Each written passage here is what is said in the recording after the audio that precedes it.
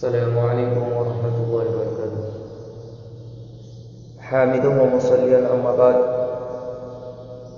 فقد قال الله تبارك وتعالى في القرآن المجيد والفرقان الحميد: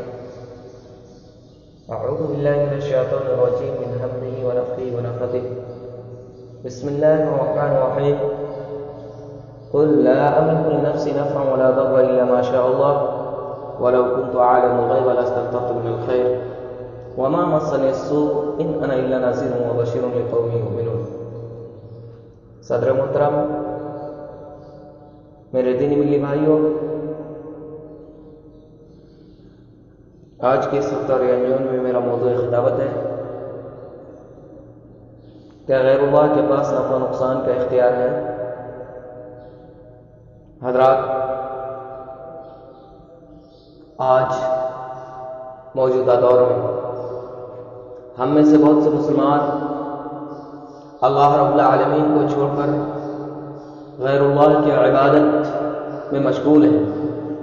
غیر اللہ کی بندگی میں مشغول ہیں، غیر اللہ کے سامنے سجدہ ریز ہوتے ہیں، غیر اللہ سے حصول نفع کی امید رکھتے ہیں، غیر اللہ سے اولاد طلب کرتے ہیں. تو کیا ایسا عقیدہ رکھنا درست ہے؟ آئیے میں آپ حضرات کے سامنے آج اس بات کو واضح کرنے کی کوشش کروں گا کہ نفع و نقصان کا مالک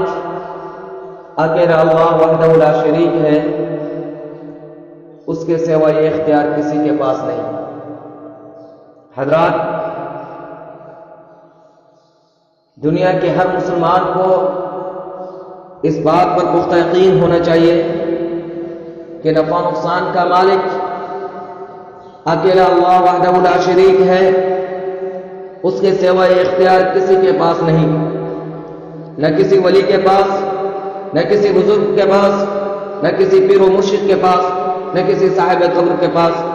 نہ ہی کسی نبی کے پاس. حتیٰ کہ سید الانبیاء حضرت محمد صلی اللہ علیہ وسلم جو تمام بنو آدم کے سردار اور سارے انبیاء و رسول علیہ السلام کے امام ہیں، وہ کسی کے نفع و نقصان کے مالک تو پوجا، خود اپنے نفع و نقصان کے مالک بھی نہ تھے. جیسا کہ اللہ رب العالمین نے فرمایا: قل لا املک لنفسی نفعا ولا ضرا الا ما شاء اللہ ولو كنت اعلم الغیب لاستكثرت من الخیر وما مسنی السوء ان انا الا نذیر وبشیر لقوم یؤمنون. معزز سامعین کرام، اس آیت کریمہ کے اندر اللہ رب العالمین نے فرمایا کہ اے نبی محترم صلی اللہ علیہ وسلم، آپ اپنے بارے میں لوگوں سے بتلا دیجئے، لوگوں کو اعلان کر دیجئے، باخبر کر دیجئے: لا املک لنفسی نفعا ولا ضرا، کہ میں تو اپنے نفع نقصان کا مالک بھی نہیں، الا ما شاء اللہ، سوائے اس کے جو اللہ چاہے. ولو كنت عالم الغیب لاستكثرت من الخیر، اور جان لیجئے کہ اگر میرے پاس غیب کا علم ہوتا، غیب کی باتیں جانتا، لاستكثرت من الخیر، تو بہت ساری بھلائیاں اکٹھی کر لیتا. وما مسنی السوء، اور مجھے کوئی تکلیف، کوئی پریشانی، کوئی مصیبت نہیں پہنچتی. ان انا الا نذیر وبشیر لقوم یؤمنون، میں تو صرف ڈرانے والا اور خوشخبری دینے والا ان لوگوں کے لیے جو ایمان لائے ہیں. محترم سامعین کرام، اس آیت کریمہ میں غور کیجیے کہ اللہ رب العالمین نے اپنے آخری نبی جناب محمد عربی صلی اللہ علیہ وسلم کو، جو تمام بنو آدم کے سردار ہیں، سارے انبیاء و رسول علیہ السلام کے امام ہیں، ان کو مخاطب کرتے ہوئے ارشاد فرماتا ہے کہ اے نبی محترم صلی اللہ علیہ وسلم، آپ اپنے بارے میں لوگوں کو بتلا دیجئے، اپنے تعلق سے لوگوں کو اعلان کر دیجئے، لوگوں کو باخبر کر دیجئے کہ لا املک لنفسی نفعا ولا ضرا، کہ میں تو اپنے نفع نقصان کا مالک بھی نہیں. تو ذرا سوچئے کہ وہ نبی محترم صلی اللہ علیہ وسلم جو تمام بنو آدم کے سردار ہیں،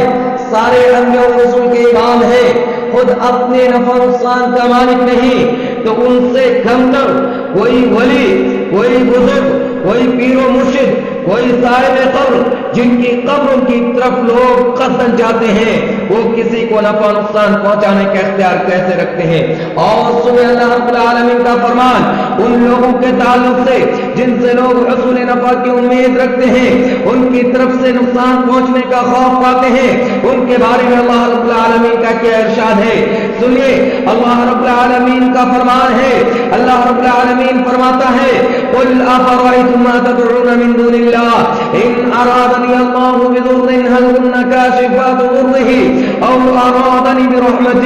هل هن ممسكات رحمته قل حسبي الله عليه يتوكل المتوكلون۔ اے نبی محترم صلی اللہ علیہ وسلم، آپ کہہ دیجئے، لوگوں سے اعلان کر دیجئے، لوگوں سے سوال کیجئے کہ تمہارا کیا خیال ہے ان لوگوں کے تعلق سے جو ان معبودوں کے تعلق سے جن معبودوں کو تم اللہ کے سوا پکارتے ہو، کہ اگر اللہ مجھے کوئی نقصان پہنچانا چاہے، ان ارادنی اللہ بضر، اگر مجھے اللہ تعالیٰ کوئی نقصان پہنچانا چاہے تو کیا وہ اللہ کی طرف سے آئے ہوئے نقصان کو دور کر دیں گے؟ او ارادنی برحمت،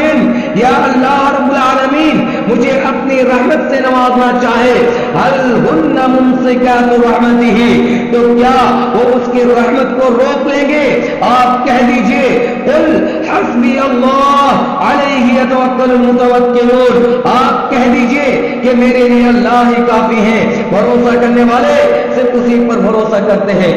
معزز سامعین کرام، اس آیت کریمہ میں گویا کہ اللہ تعالیٰ نے چیلنج کیا ہے کہ اگر کسی بھی غیر اللہ کے پاس نفع و نقصان کا اختیار ہے تو جس کو اللہ تعالیٰ نقصان پہنچانا چاہے وہ اسے اس نقصان سے بچا کر دکھائے، یا جس کو اللہ تعالیٰ اپنی رحمت سے نوازنا چاہے تو وہ اس رحمت کو روک کر دکھائے، یعنی وہ ایسا نہیں کر سکتے۔ تو یاد رکھے کہ جب وہ ایسا نہیں کر سکتے تو اس کا معنی یہ ہے کہ وہ کسی کو نفع نقصان پہنچانے کا اختیار بھی نہیں رکھتے۔ معزز سامعین کرام، میں نے آپ حضرات کے سامنے قرآنی آیات کے ذریعے اس بات کو ثابت کر دیا کہ نفع نقصان کا مالک اکیلا اللہ وحدہ لا شریک ہے، اس کے سوا یہ اختیار کسی کے پاس نہیں ہے۔ لہذا ہمیں کسی غیر اللہ سے نہ نفع کی امید رکھنی چاہیے، نہ ہی اس سے کسی نقصان کا خوف کھانا چاہیے، کیونکہ غیر اللہ سے اس بات کا خوف کھانا جو اپنے ارادے، اپنی قدرت سے جس کو چاہے اور جو چاہے نقصان پہنچا سکتا ہے، یہ شرک اکبر ہے۔ لہذا ہمیں کسی پیر و فقیر بزرگ سے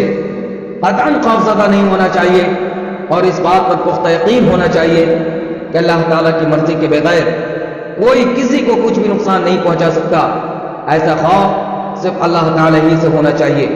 کیونکہ اللہ تعالیٰ ہی وہ ذات ہے جو اپنے ارادے سے نقصان پہنچانے پر قادر ہے، اور اگر وہ نقصان پہنچانے کا ارادہ نہ کرے تو دنیا کا کوئی بزرگ یا پیر یا سجادہ نشین ہرگز نقصان نہیں پہنچا سکتا، جیسا کہ اللہ تبارک و تعالیٰ کا فرمان ہے قُلْ لَن يُصِيبَنَا إِلَّا مَا كَتَبَ اللَّهُ لَنَا هُوَ مَوْلَانَا وَعَلَى اللَّهِ فَلْيَتَوَكَّلِ الْمُؤْمِنُونَ۔ لہذا ہم تمام مسلمانوں کو اس بات پر پختہ یقین ہونا چاہیے کہ نفع نقصان کا مالک